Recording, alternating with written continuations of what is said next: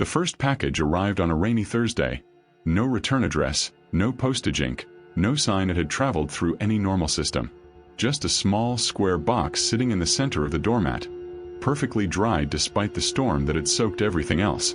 Mira stood there under the porch light, watching the box as if it might breathe. She hadn't ordered anything. No birthdays coming up. No subscriptions. Nothing. Yet the box felt expected, like it had been waiting for her to open the door. A single line was written across the top in uneven strokes, as if the writer's hand had trembled the entire time. "I know what you lost." The letters were pressed so deeply they almost cut through the cardboard. Mira whispered, Who sent this?" But her voice didn't travel far. The rain swallowed the words. Inside the house, her phone buzzed. One message from an unknown number. "Don't open it alone." Her chest tightened. She hadn't told anyone about the package. She hadn't even stepped inside yet. She took a cautious step backward, eyes locked on the box. Then the second message came almost instantly. "It's already awake." A soft tap sounded from inside the box. Light, deliberate, like someone knocking from within. Tap, tap, tap. Myra's breath hitched. The tapping stopped, only to start again, faster this time, as if whatever was inside had realized she could hear it. The porch light flickered. The box shifted half an inch toward her. She froze. Then her phone buzzed once more. "Mira, please don't make it wait." Mira didn't move for a long moment. The rain hissed along the edge of the porch roof, wind bending the trees into shadowy shapes that seemed to bow toward the house. Her front yard, usually calm, suburban, predictable, felt strangely distant, as if she were standing in a place that looked like her home but wasn't quite real. The box sat perfectly still now. Silent. Patient. Mira finally forced a breath into her lungs and stepped backward into the doorway, keeping her eyes on the package the way hikers keep their eyes on a coiled snake. The phone buzzed again. She didn't look at the screen this time. She simply closed the door, locked it, and leaned her back against the wood. The house felt wrong too. Too quiet. Too still. As if all the air waited for her next decision. Her voice cracked. "This isn't happening." She walked to the living room, dropping her keys onto the side table with a clatter too loud in the silence. Her hands shook as she checked the curtains. The porch was visible through the thin gap, and so was the box. Still there. Still waiting. No movement except the rain. Mira opened her phone with trembling fingers. The messages glared back. "Unknown. Don't open it alone. It's already awake." "Mira, please don't make it wait." She whispered. "How do you know my name?" As if in answer, bubbles appeared, someone typing. Then they stopped. Then they started again. Stopped. Started. As if whoever was writing kept hesitating, or wasn't sure how to continue. Finally the message arrived. You weren't supposed to see it yet. A chill slid down her spine. See what? Her own voice startled her. Hearing it in her empty house made her realize how isolated she truly was. Her husband, Ethan, was out of state for a work assignment and wouldn't be home for another 3 days.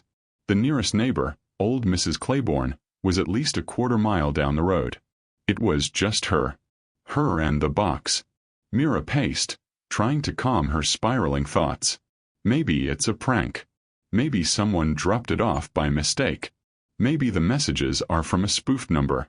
Maybe someone hacked my phone. Maybe. A knock sounded. Not from the door. From outside. From the box.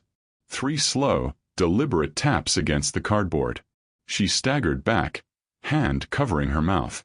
No, no, no, no. Her phone buzzed. It's not knocking. It's answering. Myra's breathing hitched. Answering what?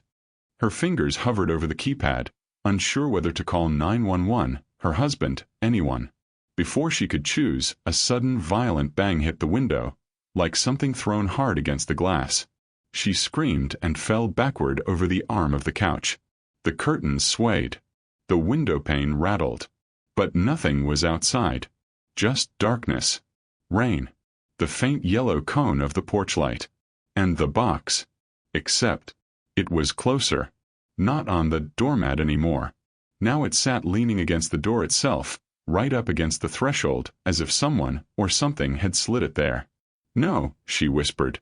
"That's impossible. I didn't hear anything. I would have heard someone." Her phone buzzed once more. Mira forced herself to look. "Unknown. You need to open it before it opens you." A shaking breath left her body. "I'm calling the police." She dialed. The ring barely lasted 1 second before the call dropped. Mira frowned and tried again. Call failed. A third time. Call failed. Her signal bars flickered weakly, as if something was interfering, swallowing the connection.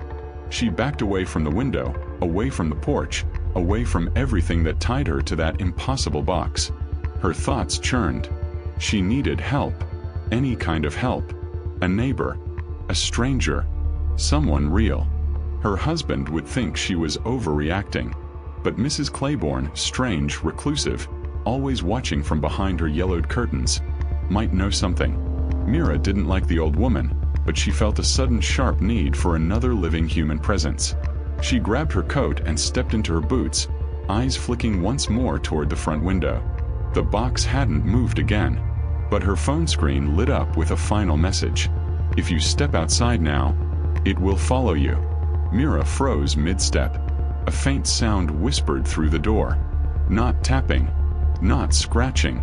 A slow, deliberate slide. Cardboard against wood. Her breath trembled. Then, silence. The kind of silence that feels like breath held in the dark. Mira backed into the hallway, gripping the handrail as she ascended the stairs. She didn't take her eyes off the foyer until she turned the corner. Once upstairs, she stood shaking in the dimness, listening. The storm murmured through the roof. Floorboards settled under her shifting weight. The house hummed with its usual low creaks. For a moment, she almost convinced herself she had imagined everything. Then the doorbell rang.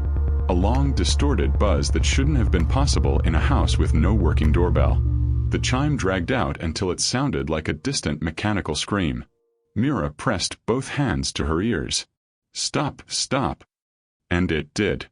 Instantly. Her phone flashed again with one final message. Someone else got their package tonight too. Another message followed immediately after. They opened theirs. And then, listen closely. Do you hear them screaming? Mira held her breath. At first, there was nothing. Then, far off, somewhere through the rain, through the trees, a sharp, distant cry echoed. Too real to dismiss, too human to ignore. Her knees buckled. And just as the scream faded, another sound answered it. A tap. Inside her house. Right downstairs. Right beside her front door. The box. Mira didn't go downstairs. Not at first.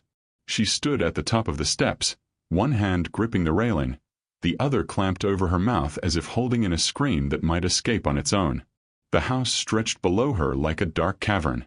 Every shadow felt deeper. The hum of the storm outside seemed to pulse through the floorboards. She didn't want to move. She didn't want to stay still either. A soft tap came again from the foyer. The same exact rhythm. Tap, tap, tap. 3 perfect knocks.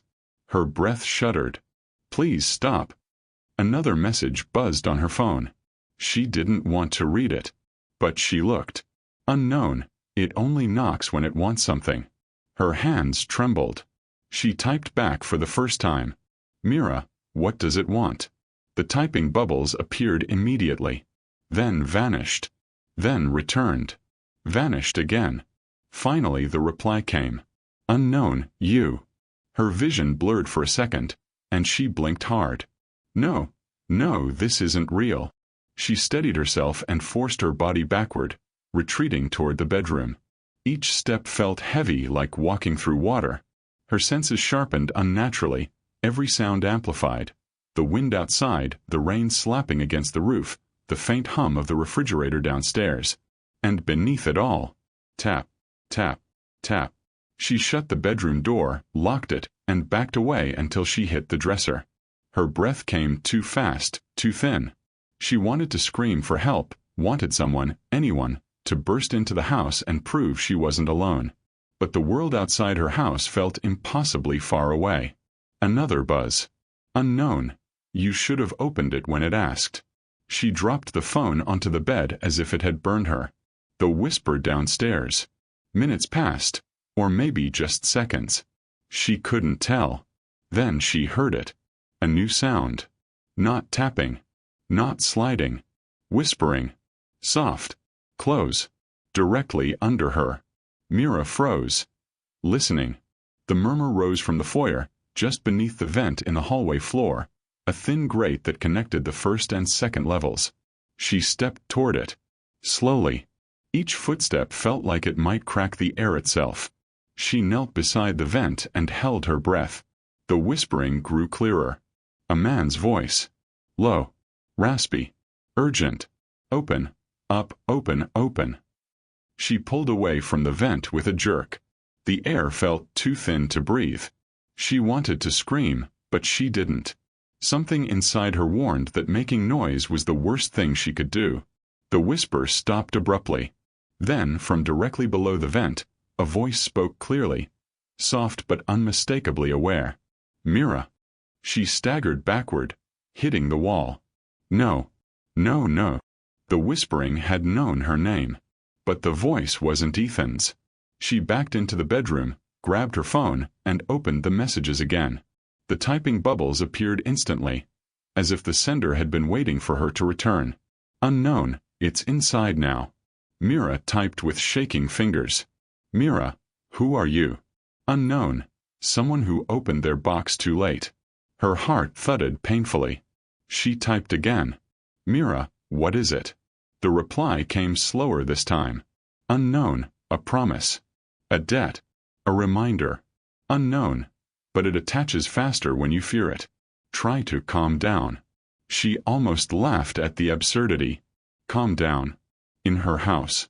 With that thing downstairs? But then the next message hit. Unknown, if it senses too much fear, it won't wait for you to open it. Myra's throat tightened. What does that mean? What happens if? Her phone buzzed before she finished the thought. Unknown, it will open itself. The moving box. Mira felt a thud below. Then another. Something moved in her house. Slow. Heavy. Dragging. She took a step backward, gaze fixed on the bedroom door. Thud. Thud. Thud. The sound grew closer, traveling from the foyer into the hallway, toward the stairs. Oh God, she whispered. No. Her phone vibrated again. Unknown, you can't hide from it upstairs. It climbs. A loud crack echoed from the staircase, like weight shifting onto a wooden step. Mira covered her mouth. Another crack. And another. Something was climbing. She backed into the walk-in closet and closed the door behind her. She crouched low, surrounded by the faint smell of cedar and laundry detergent. Her breath came in tiny bursts. Outside, the footsteps reached the top of the stairs. Then silence. Mira didn't dare look, but she didn't have to, because the next sound came from right outside the closet door. A soft scrape. Cardboard against carpet. Her heart slammed against her ribs. No, she mouthed silently. Scrape. Scrape. Scrape. Something slid right up to the closet. The bottom of the closet door darkened slightly, as if something blocked the hallway light. Her phone screen lit up again. Unknown, it always finds the one hiding place you choose first. Unknown, it listens. It learns. She clenched her jaw to keep from making a sound. And then, tap, tap, tap, right against the other side of the closet door. Mira squeezed her eyes shut. Unknown, it wants to show you what it carries. If you open it willingly, it gives you a choice. If it opens itself, you lose that choice. Her hands shook violently. Mira, what choice? The typing bubbled appeared. Stopped. Appeared. Stopped. Finally. Unknown, what you want back. Or who you want spared. A chill swept through her. What I want back, she whispered. And then it hit her. Something she had lost. Someone. Her breath caught. Tears stung her eyes. No, it can't be. It can't know that. The phone vibrated again. Unknown. It knows everything you ever grieved. That's how it chooses you. Her hands shook harder. Unknown. It will use your grief to lure you. Don't let it. She typed. Mira, what did it show you? A long pause. Longer. Then. Unknown. My brother's voice. Unknown. He died 10 years ago. But it sounded like him. It knew the words we never finished saying. Mira felt her stomach twist. She knew what her box would show her. Her daughter. Lily. The name she hadn't spoken aloud in 5 years because it hurt too much to shape the syllables. No, she whispered. Please no. Tap, tap, tap. Her phone buzzed again. Unknown, don't open the door. Whatever voice it uses next. Don't believe it. Tap, tap, tap. Then a new sound. A tiny voice. Soft. Fragile. Familiar. Mommy. Why are you hiding? Myra's breath stopped. Every muscle in her body locked. Her daughter's voice. Her little girl's voice. Right outside the closet door. Mommy. I'm scared. Open the door. Tears blurred Myra's vision. She covered her mouth with both hands to keep from sobbing. The voice grew shakier. Mommy, please. It's dark. I'm alone. Mira broke. She reached for the door handle. Her fingers brushed the metal. Her phone buzzed sharply. She looked down at the new message. Unknown, if you open that door, it takes you instead. Her hand froze midair. Another message. Unknown. That is not your daughter. Myra's entire body trembled. The voice outside the door shifted. Not crying anymore. Humming. A soft little melody Lily used to sing. But twisted. Off key. Wrong. A gentle knock came. Then the voice spoke again. Lower, stretched, distorted. Let me in. Mira yanked her hand back as if burned. Her phone buzzed again. Unknown. It's losing patience. The other victim. For several long minutes, the humming continued. The knock came again, 3 times. Slow. Expectant. Then everything fell silent. Completely silent. She waited. 5 minutes. 10. No sound. Finally, the phone vibrated again. Unknown. It moved away from your door. I can hear it. Mira blinked. Mira, you can hear it? From where? The reply came instantly. Unknown. Next house over. Myra's blood ran cold. Mira. There is no next house over. Just mine and Mrs. Claiborne's down the road. Bubbles appeared. Stopped. Appeared. Stopped. Finally. Unknown. Then it's in hers. Before Mira could process the horror of that sentence, her phone buzzed again. This time from an entirely different number. A call. Mrs. Claiborne. Her heart leapt. She answered immediately. Mrs. Claiborne. Are you okay? Something is. A ragged scream tore through the speaker. Mira dropped the phone. The scream continued. High, thin, animal-like. Then abruptly. Silence. The call ended. Mira stared at the floor, her pulse hammering, her ears ringing with the echo of the scream. Then a new message from the unknown sender. Unknown. She opened her box. Another buzz. Unknown. She didn't survive the choice. Myra's lungs tightened painfully. She typed quickly. Mira, why is this happening? Why us? Why these boxes? The typing bubbles appeared. Stopped. Appeared. Stopped. Then the answer came. Unknown. They're not boxes. Not really. Unknown. They're invitations. Unknown. And once delivered, they can never be returned. Myra's grip on the phone tightened. Mira, if you opened yours, how are you alive? A long pause. Finally. Unknown. I didn't say I was alive. Myra's breath caught in her throat. Unknown. I'm only here to warn you because I never got to warn myself. She stared at the message, confusion and terror mixing in her mind. What did that even mean? Another message arrived as if answering her thoughts. Unknown. The thing in the box. It's old. Older than mail, older than writing, older than names.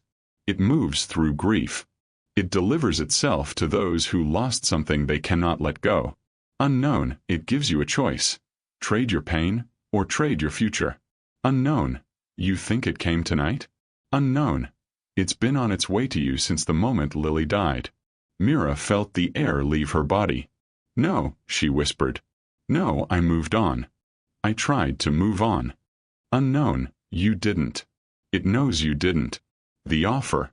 A sudden crash shook the hallway. Something heavy hit the wall outside the closet. Then, a voice.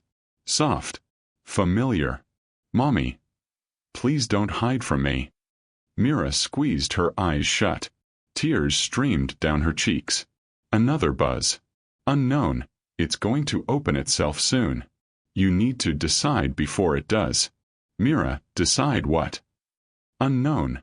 Whether you want her back. Unknown. Or you want to live. The phone slipped from Myra's hands. She covered her ears as the voice outside whispered again. Mommy. I'm cold. Can I come in? Her heart shattered. Because it sounded exactly like her daughter. A perfect mimicry. Or something far worse. Her phone vibrated again. Unknown. Listen to me. It will break the door in less than a minute. Once it shows you her face, you won't be able to resist. Unknown. You must run. Mira shook her head violently. Run where? It's inside the house. The reply came. Unknown. The basement. It can't follow you underground unless you take the box with you. It can't cross its own boundary. Unknown, move. Now. The closet door handle twitched. Just barely. Once. Then again.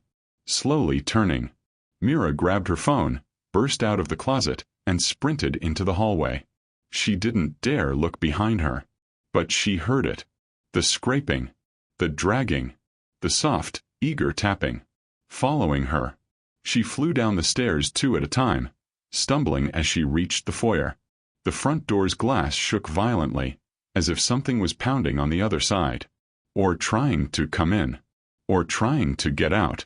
The box sat a few feet away on the floor. Open. The lid pushed back. Empty inside. Or so it seemed. Her phone buzzed. Unknown. Don't look into it. She tore her gaze away and sprinted toward the basement door. Her hands fumbled with the lock. She yanked it open and stumbled down the wooden steps, slamming the door behind her. Darkness swallowed her. She flicked the light switch. Nothing. The basement remained pitch black. Her phone buzzed again. Unknown, good. It can't see you down there. Mira pressed herself against the wall, chest heaving. Above her, footsteps creaked. Slow. Searching. Something moved across the foyer, closer to the basement door. Her phone buzzed again. She read the message with trembling hands. Unknown. This is where I made my mistake. Listen carefully. Tap, tap, tap. Right above her. On the basement door. Unknown. Whatever happens next. Do not answer if it speaks to you again. The footsteps paused. Silence. Then a small, trembling voice drifted down through the cracks in the door. Mommy. Why won't you hold me?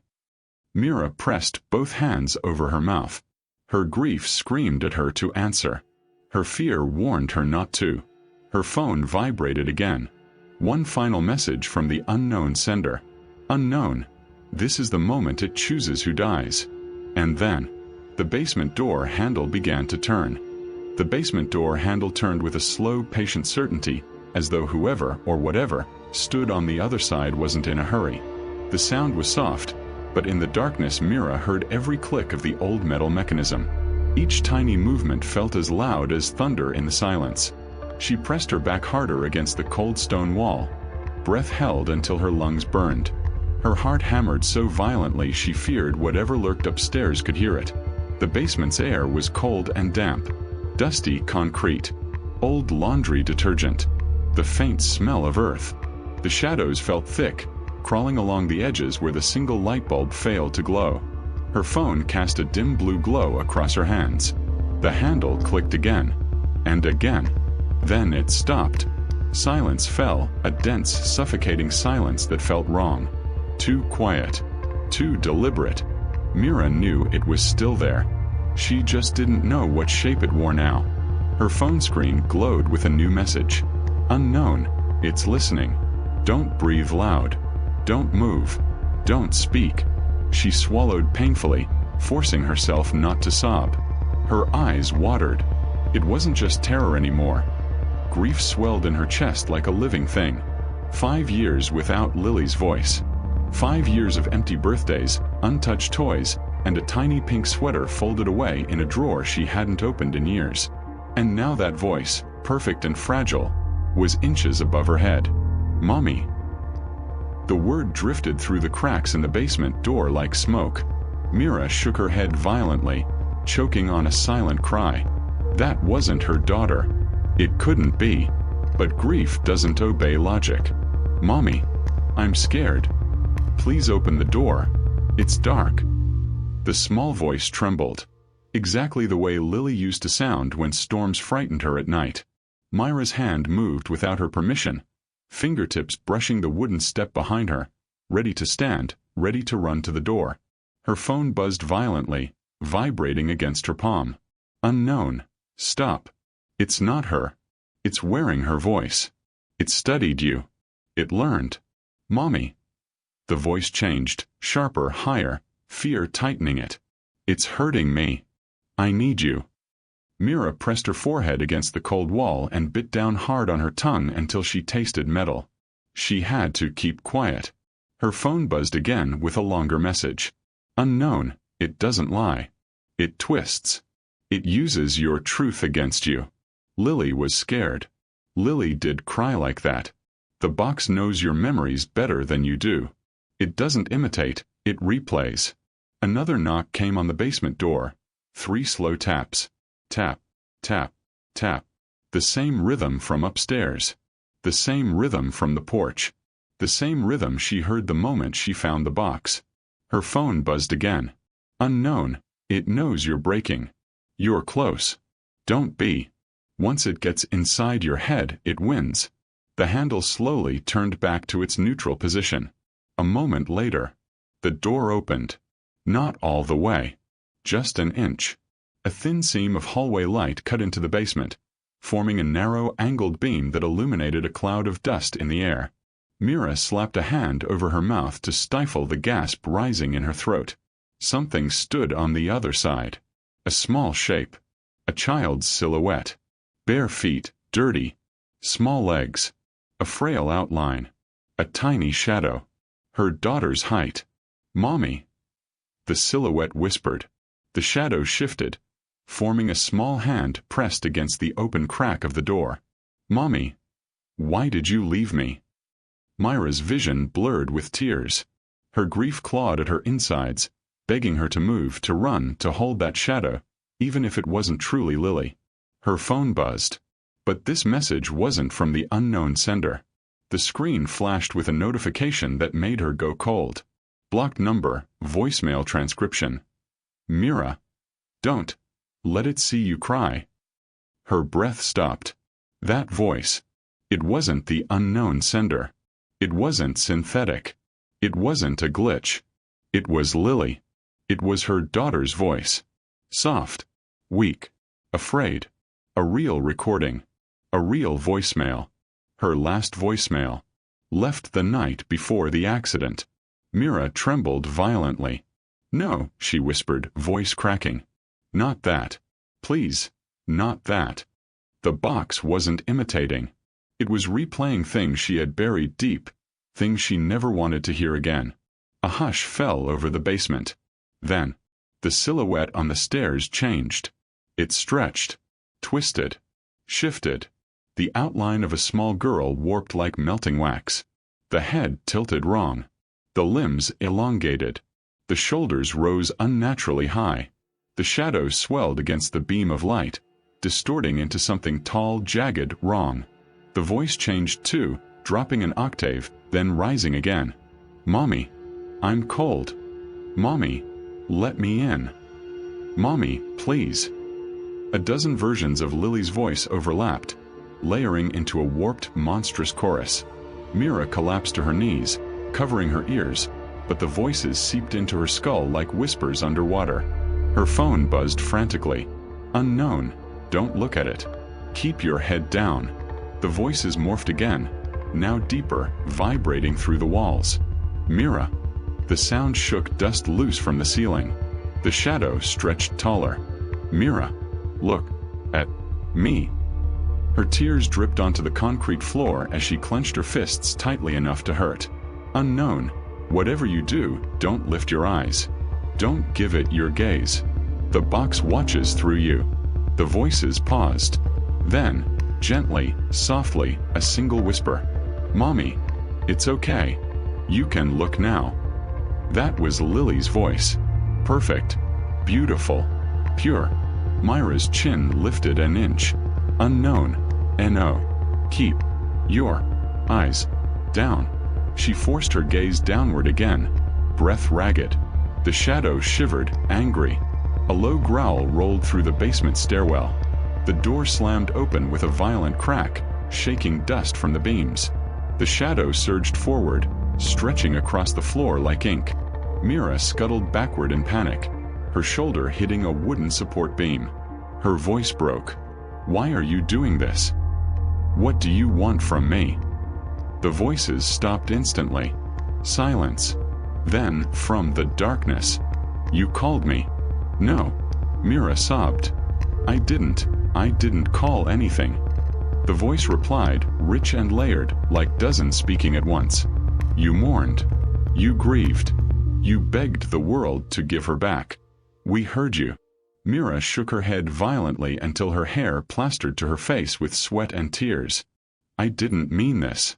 I didn't. You wanted her voice, it murmured. The shadows rippled. You wanted her laugh. The temperature dropped sharply. You prayed, Mira. Every night. You whispered in your sleep. You begged to see her again. The shadows surged closer, brushing against her feet like cold smoke. We answered. No, please. 1,000 whispers breathed as one. Open the box, Mira. And she returns. Myra's stomach twisted. Her phone buzzed sharply. Unknown, it's lying. You won't get her. You'll get a shape with her voice. A mimic. A puppet. You'll tear the world open for nothing. The shadow pressed closer, curling around her ankles like tendrils. Let me in, Mommy. Her body trembled with instinctive, aching love. She wanted Lily. She wanted her back so badly it burned. But the shadow grew impatient. It shifted again, towering high, reaching toward the ceiling, scraping its fingertips against wooden rafters. Look at me. Mira squeezed her eyes shut. Then, the basement door slammed shut above. The lock clicked. Heavy footsteps walked away. Silence. The box had left the doorway. Or, it had changed tactics. Her phone buzzed. Unknown. It's looking for you down the hall. You have seconds. The furnace room, go. It can't change shape in narrow spaces. Mira rose shakily and darted across the basement, stumbling over old storage bins and broken furniture. The furnace room door was barely visible in the dark. Behind her, a shriek tore through the basement. Not human. Not childlike. A raw, furious noise that echoed like metal bending under pressure. She reached the furnace room, yanked the door open, and slammed it shut behind her. The small room was cramped, barely enough for her to crouch. Pipes pressed against one side. Old tools lined the other. She braced her back against the door and held her breath. Something slammed into the other side so hard the wall shook. Again. Again. Dust filled the air. Her phone buzzed. Unknown, it can't fit in there. You bought yourself time. Not much. Mira typed frantically. Mira, who are you? Why are you helping me? A long pause. Then, unknown. I'm what's left of the last person who tried to stop it. Unknown. And you're the next. Myra's breath caught. Unknown. Listen carefully. There's one way out. But you won't like it.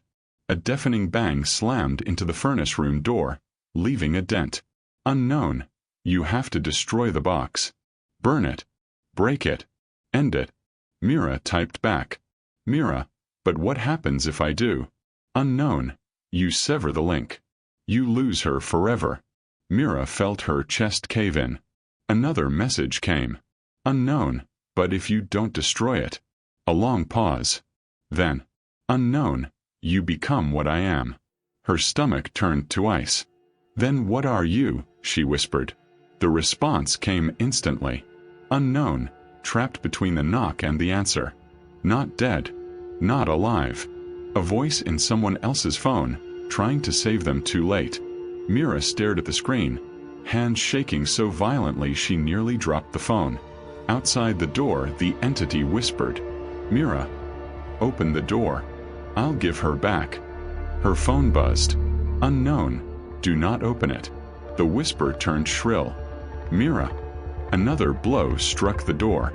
The hinges bent. Pieces of wood splintered inward. Her phone buzzed again. Unknown, the furnace. Behind you. Break the gas line. Light it.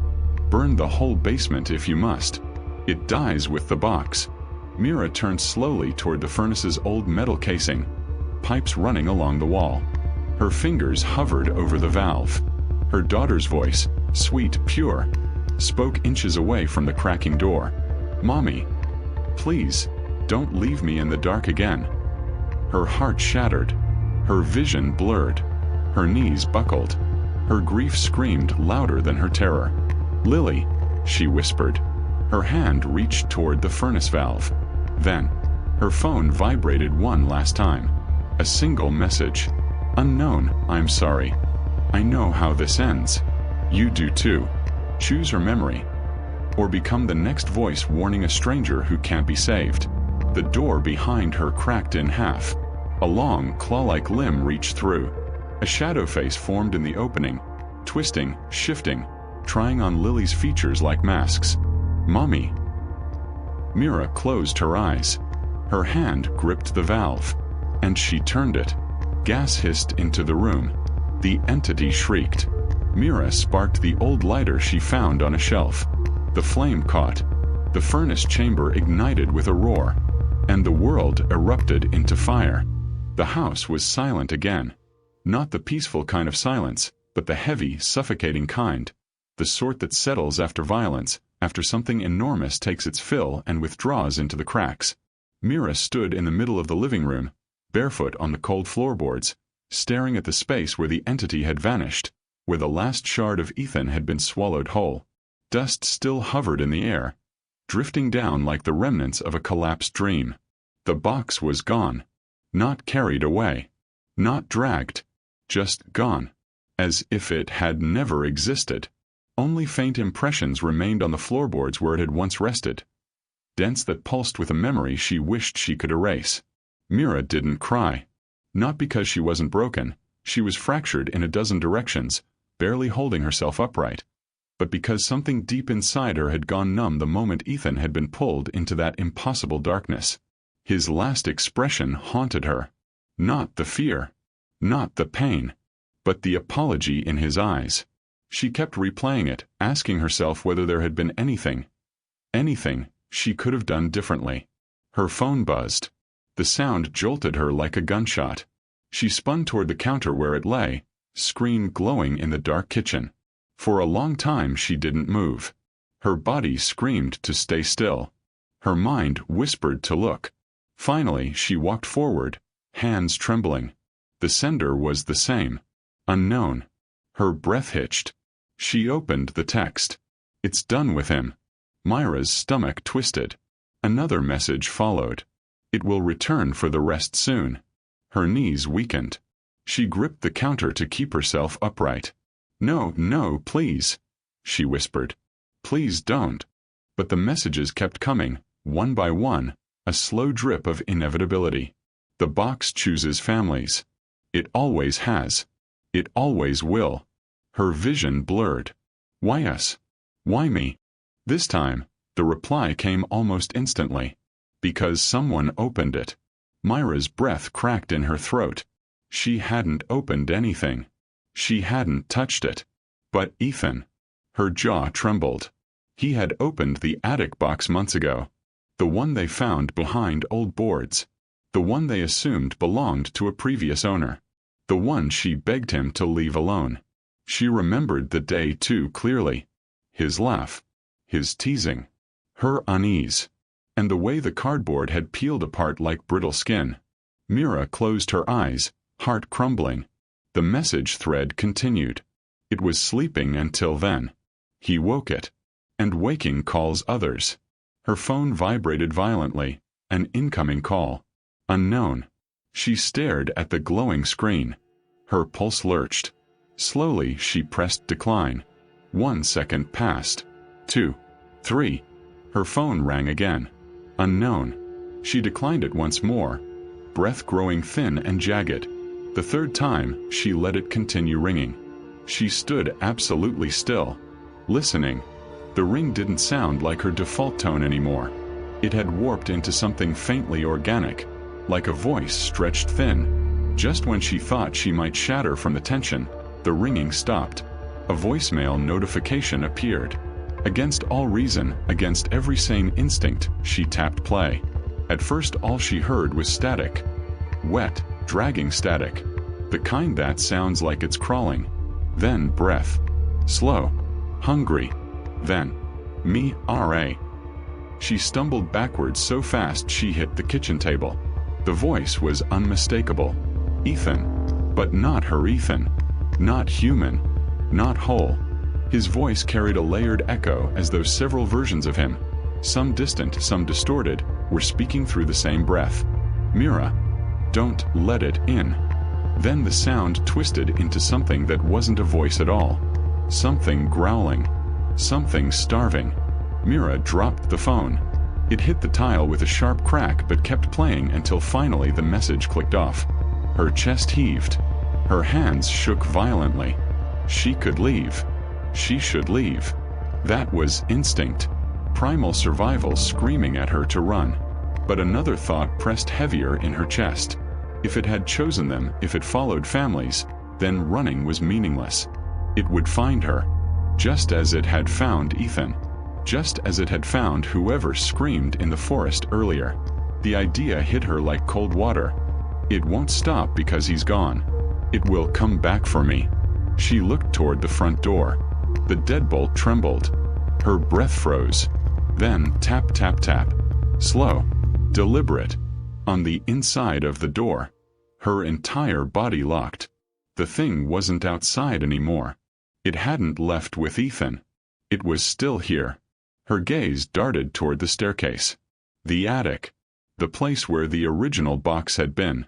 The place Ethan had disturbed. The air grew colder. Something above her creaked. No footsteps. No dragging. Just the faint groan of an old house. Yet it felt too intentional to dismiss. She backed away from the kitchen and slid down behind the couch, curling into the shadows as small as she could. The house groaned again. Then she heard it. Breathing. Faint. Slow. Above her. Then. Me, R.A. The voice seeped through the ceiling as though the wood itself were whispering. Her throat closed. No, she mouthed. You're not him. You're not him. A deeper voice answered. Something layered beneath Ethan's echo. Something ancient and hungry. Open the door. Her heart stuttered violently. Then. Open you. The word echoed down the staircase like a crawling laugh. Mira slapped a hand over her mouth, fighting to stay silent. The air temperature dropped sharply. Frost crept across the windowpane. The lights flickered once. And the house went black. Mira didn't dare breathe. She stayed crouched behind the couch, listening to the dark. For a long time nothing happened. Then she heard it. Slow. Steady. Descending the stairs. Not footsteps, but something heavier, dragging against the wall, as though the shape wasn't built to walk. She squeezed her eyes shut, tears slipping out silently. Please go. Please go. The dragging stopped at the bottom of the stairs. Silence swallowed everything. Then, in the dark, you heard them. Now hear yourself. A whisper brushed inches from her ear. Mira gasped and jerked away, scrambling out from behind the couch. She slammed into the wall, hands searching the shadows until they found the hallway door. She didn't think, she just ran. The hallway felt endless, stretching further with every step. The darkness warped around her. Doors elongated. The ceiling bowed downward. She stumbled into the bedroom and slammed the door shut behind her. Her hands fumbled wildly until she found her phone. One bar of service. Flickering. She dialed 911. Static answered. Then a distorted voice. STAYWH, EUAR. She hung up, trembling violently. She tried again. A different sound greeted her this time. Knocking. From the phone speaker. Soft. Rhythmic. Like knuckles tapping against wood. She dropped the phone onto the bed as if it had burned her. Her chest rose and fell in panicked waves. The room grew darker, shadows pooling at her feet. She backed against the window, hands searching for something. Anything to use as a weapon. A lamp. A book. A piece of decor. Her fingers closed around a glass snow globe from their honeymoon. She held it tightly, heart hammering. Then the bedroom door handle began to turn. Slowly. Silently. The knob twisted halfway. Stopped. Then twisted the rest of the way. Mira lifted the snow globe, ready to swing, ready to fight even though she knew it wouldn't matter. But the door didn't open. Instead, a slip of cardboard slid under it. A small, perfect square. A piece of a box. Her breath trembled as she stared at it. A message was written on the cardboard in dark, uneven ink. Look behind you. She froze. Everything inside her begged her not to move. Not to look. Not to confirm. But slowly, like falling into someone else's nightmare, she turned her head. A faint outline stood inches from her in the dark reflection of the window. Tall. Wrong. Bent in the shape of a man she once loved. A voice creaked behind her ear. Let me in. Mira spun and threw the snow globe with all the strength left in her shaking body. It shattered through the window, exploding into the storm outside. Cold wind roared in. Light, real, natural lightning cut through the room like a knife. And in that flash, she saw it clearly. Not Ethan. Not human. Not even close. A shape made of absence. A face stretched from memories. An echo given bones. And then, as lightning struck again, it vanished. Gone. Like it had never stood there at all. Mira collapsed to her knees, the wind whipping her hair across her face. Rain swept into the room, soaking the floor. Her breaths came sharp and uneven. Slowly, so slowly she barely realized she was doing it, she crawled toward the window. The storm raged outside. But the forest was silent, unnaturally still. Then something glowed faintly near the tree line. A box. Not hers. Not the attic's. A new one. Small. Waiting. Facing the house as if watching her. Her phone buzzed again, vibrating across the wet floor. She didn't want to look, but her eyes dragged toward it anyway. One new message. You survived the night. Another. But it's patient. A final one. All boxes returned to their owners eventually. Her pulse thudded in her ears. Lightning flashed again. And the box at the tree line was gone. Completely. Mira dropped the phone and pressed her forehead to the cold rain-soaked wood of the windowsill. She didn't scream. She didn't cry. She only whispered into the storm. Ethan. I'm so sorry. The wind carried her words into the dark. For a long time she stayed there. Motionless, drenched, broken, listening to the storm and the distant creaks of a house that no longer felt like her own. Hours later, when the rain stopped and the first pale light of dawn crept over the horizon, Mira stood and looked around the room. Her reflection in the shattered glass looked hollow. Her skin ashen. Her eyes ringed with terror and sleeplessness. But she wasn't dead. Not yet. She packed a bag with shaking hands, clothes, essentials, wallet, moving on instinct rather than logic. She walked through the house without looking at corners or closets or shadows. She didn't open any doors she didn't absolutely need to. She didn't touch the floorboards where the box had once been. She stepped outside into the cold morning air, expecting something to stop her. Nothing did. She got into her car. The engine roared to life. She pulled out of the driveway. Only when she reached the end of the long gravel road did she dare look in the rearview mirror. The house stood quiet and still in the dawn light. Too quiet. Too still. And on the porch, a box. Small. Familiar. Perfectly centered. Facing the road this time. Waiting. Myra's breath caught. She slammed her foot down on the accelerator and sped away, gravel kicking up behind her. She didn't look in the mirror again. Not for miles. Not for hours. Not even when her phone buzzed one last time. She ignored it. But the message preview glowed anyway in the lower corner of her vision. You can run. But the next package won't need your address. Mira gripped the wheel harder, knuckles white. And as the road twisted into deeper forest, she whispered the only prayer she had left. Please. Don't let it find me tonight. Behind her, the morning fog swallowed the road. And somewhere inside it, quiet, patient, inevitable, something was already following.